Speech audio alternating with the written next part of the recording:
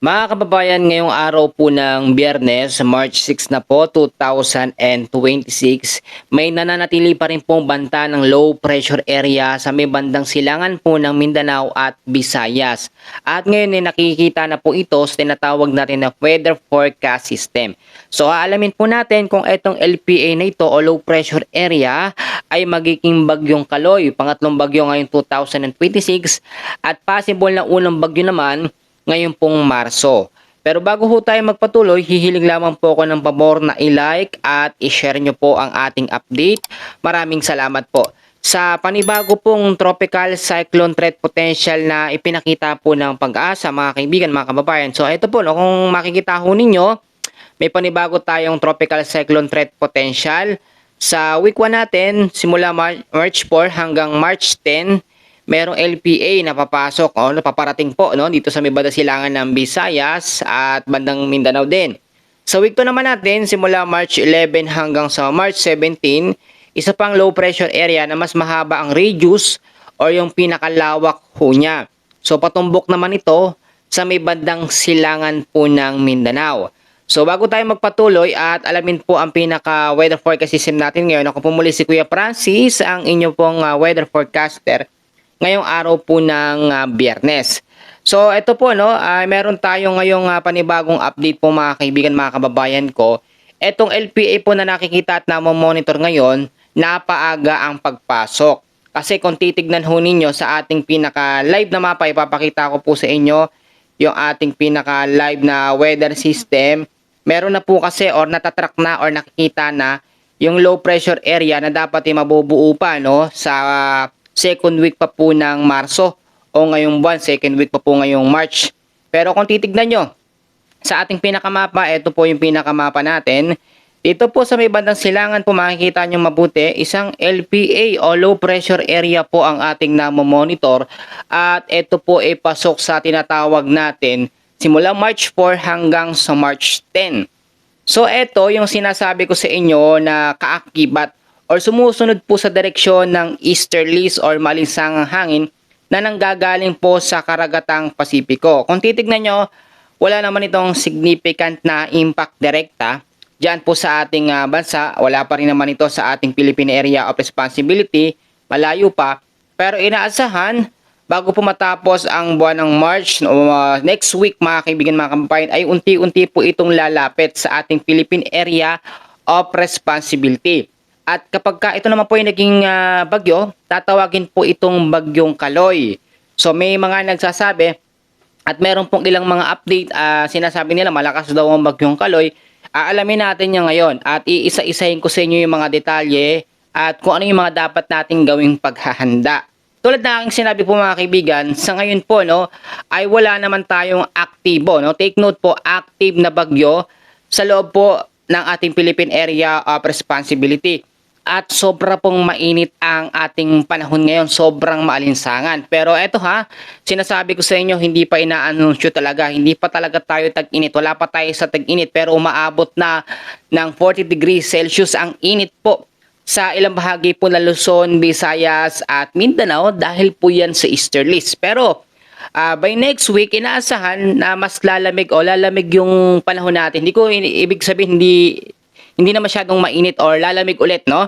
Magbabalik ho ulit kasi ang epekto ng amihan o northeast monsoon bago po matapos ang buwan ng March. Last na bugso na ho yun at yun na, pasok na po tayo sa tag-init. Sa tinatawag po natin na forecast weather condition, ito makinig po kayo, babalikan natin itong LPA imo-monitor natin yan kasi meron siyang sirkulasyon. So banta po yan para maging bagyo. So forecast weather condition natin, sa area po ng Cagayan at Isabela, ang weather condition po sa mga lugar ho na yan, patuloy po makakaranas, no? Take note po, cloudy skies with light rains or mahinang pag-uulan dahil po sa northeast monsoon. Actually, ang northeast monsoon or hanging amihan, tinatalo siya ng malakas na hangin ng easterlies. Ang easterlies, kung makikita nyo, yan yung easterlies, yung hangin po na yan. Yan yung sobrang maalinsangan or mainit na hangin na nanggagaling po sa may karagatang Pasipiko, kaya hindi makasabay ngayon ang amihan, kaya bandang extreme northern Luzon lamang, no? O Batanes area, yung mga lugar na yan ang nakakaranas ng medyo malamig-lamig ng konti, no? Pero parte ng Metro Manila, Luzon, Visayas at Mindanao, yung ibang parte niyan, sobrang mainit na po. Sa Batanes naman po, kasama ang Apayao, Kalinga, Abra, Ilocos Norte, kasama po ang Ilocos Sur, may mga tsansa po ng maulap na kalangitan ang aasahan dyan sa may bandang pahapon na po at paggabi dahil po yan sa northeast monsoon or hanging amihan. So may mga tsansa na mga isolated light rains, mahinang pag-uulan lang, pero dahil nga mas lamang ang lakas ng epekto ng easterlies ay hindi ito masyadong mararamdaman. Kaya ang sinasabi natin, ang northeast monsoon ngayon wala na pong significant na impact sa mga direktang lugar po na naaapektuhan or tinatamaan po nito. So klaro ho tayo yan ha. So dito naman tayo. Sa Metro Manila naman po at nalalabing bahagi po ng ating bansa, ilang bahagi ng Luzon, Visayas at Mindanao na hindi ko nabanggit, ay patuloy naman pong maapektuhan ng easterlies or yung maalinsangan na hangin na nanggagaling po sa may karagatang Pasipiko. May mga nagtatanong ho sa atin, ang easterlies ba ay mananatili hanggang sa tag-init? Yes, mataas po ang tsansa na mag-stay ang maalinsangang hangin. Kaakibat kasi yan, no? Pag alam nyo, pag tag-init, yung pinaka main weather system natin na nag-i-stay, yung easterlies, yung maalinsangan na hangin. At kapag ka nawala naman na po ang epekto ng northeast monsoon or hanging amihan, mas iinit pa yung ating temperatura na mararamdaman. Kaya ngayong araw po, no, ng Friday, umaga pa lamang hanggang sa tanghali, may mga tsansa na ng mga maalinsangan po na panahon, mainit na panahon. Sa bandang hapon naman, may mga ibang bahagi po ng Luzon, Visayas at Mindanao ang possible makaranas ng mga biglang pag-uulan dahil po sa mga localized thunderstorms. Ang localized thunderstorms po kasi ay nabubuo yan dahil sa temperatura ng gagaling sa lupa. Yung pag-evaporate ng singaw ng lupa, umaakyat ho yan dahil sa easterlies at bandang hapon yung bugso ho niyan. So may mga category din ang localized thunderstorms. Merong local thunderstorms lang na normal, which is tumatagal yung mga pag-uulan na yan ng 30 minutes to 1 hour. Pero kapag severe thunderstorms naman, yan ho minsan nasa 1 hanggang 2 oras at medyo malakas po ang mga pag-uulan. Sa ngayon, pagkatapos po ng northeast monsoon, pagdating ng summer season hanggang sa papalapit na June, July, hanggang sa mag-bare months, ang habagat naman ang mabubuo dito po sa may kanlurang bahagi po ng ating bansa. Sa ngayon, wala tayong habagat. Meron tayong northeast monsoon, pero yun yung magiging kasunod o kapalit po ng amihan. So balikan natin yung weather system na yan, may pagre-review tayo dyan mamaya. Ito munang low pressure area.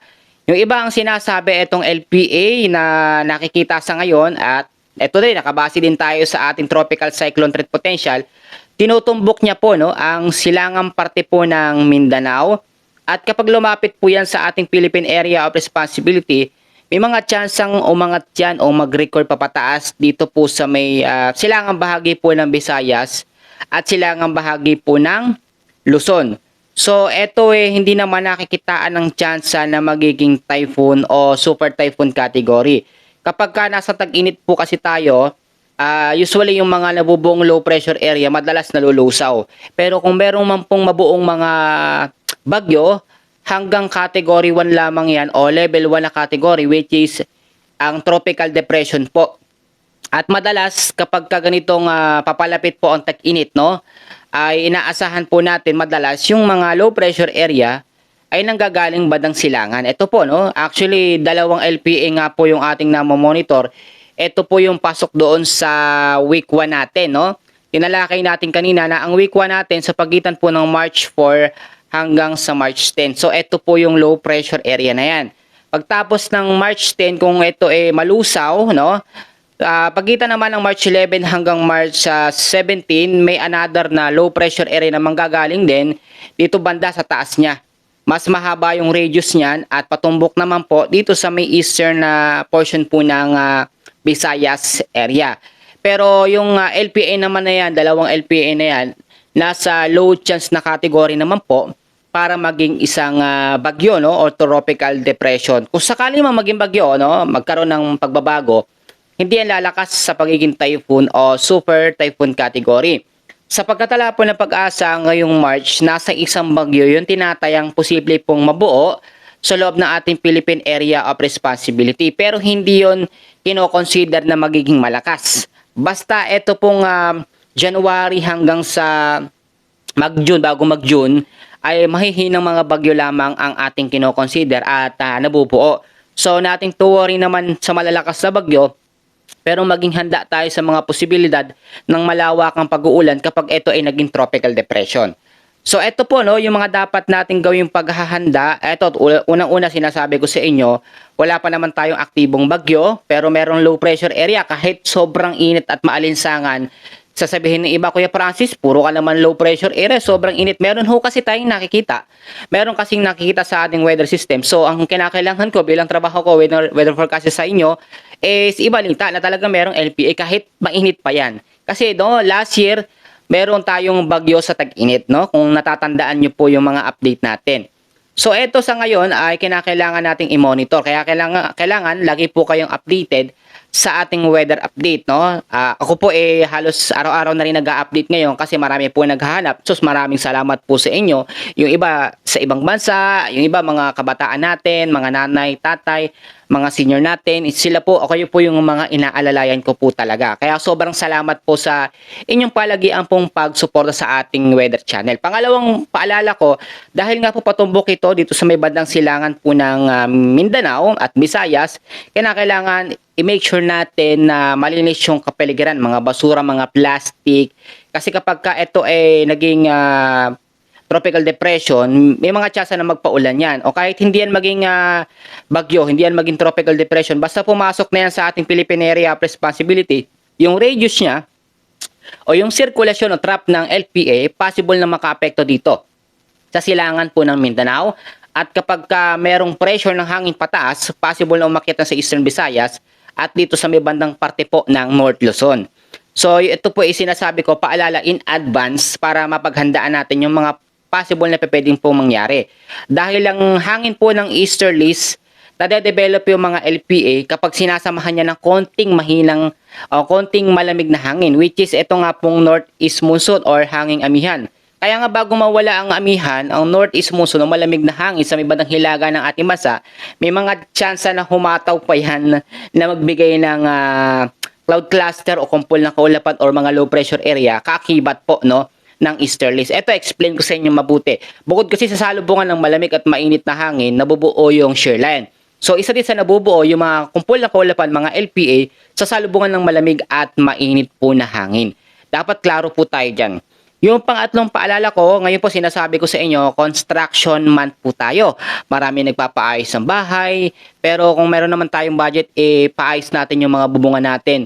Lalo na ang parte po ng Eastern Visayas, dito po sa parte ng silangan ng Mindanao, kasi diyan ang nagiging madalas sa daanan po ng bagyo ngayong tag-init. No? May nabubuo pa rin kasi. Pero pagkapatak naman ng mga bare months, eto po, dito naman banda yan sa may North Luzon, Pabatanes area, yung nagiging direksyon naman ng mga bagyo. So dapat maging alerto at maging handa tayo sa mga posibilidad po na pwedeng mangyari.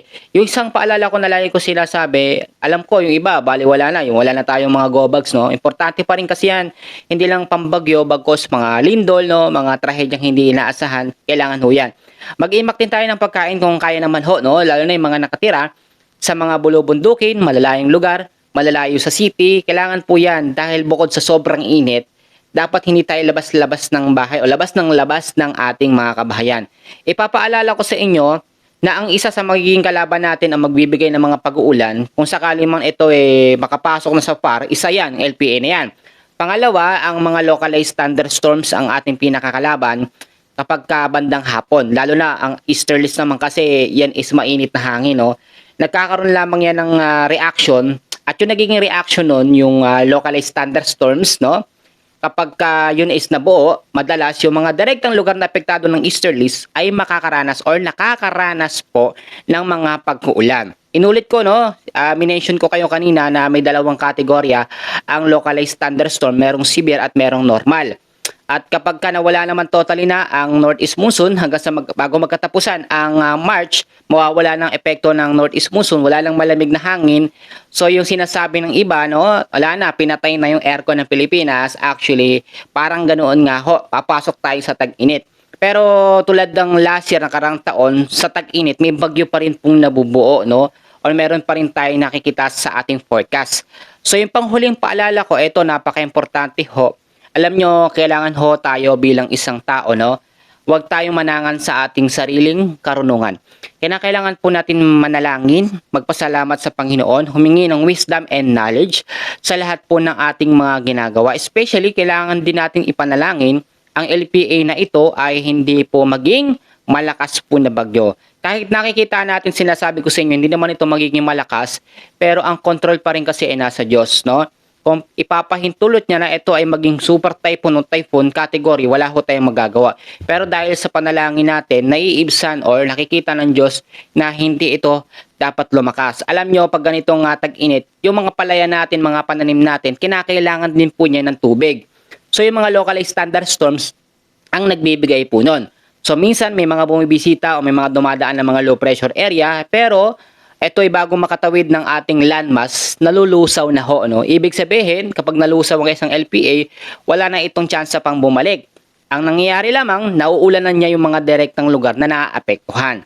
So parte ng silangan ng Mindanao, Visayas, yung mga lugar na yan, ang possible na maapektuhan po ng LPA na ito kapag lumapit dito sa ating Philippine Area of Responsibility. So summarize tayo, uulitin ko ha, wala tayong aktibong bagyo sa loob ng ating bansa at LPA wala pa rin. Pero meron tayong low pressure area sa labas ng ating Philippine Area of Responsibility. Ito ho, no? Ito hindi pa nakikita sa track and system ng Pag-asa, pero sa ating ginagamit na weather model, nakikita na ho yan. So mas maganda advance na malaman na rin ho ninyo. At pangalawa, yung ating pangunahing weather system ngayon ay ang easterlies na nakakaapekto po sa ilang bahagi po ng Luzon, Visayas at Mindanao. Northeast monsoon meron pero mahina na lamang, hindi na masyadong malamig. Pero maging handa pa rin sa mga isolated light rains, lalo na po sa hapon at sa gabi. So kabayan mga kaibigan, yan po muna ang pinaka-latest na update natin sa lagay ng ating panahon. Maraming salamat at God bless po sa inyong lahat.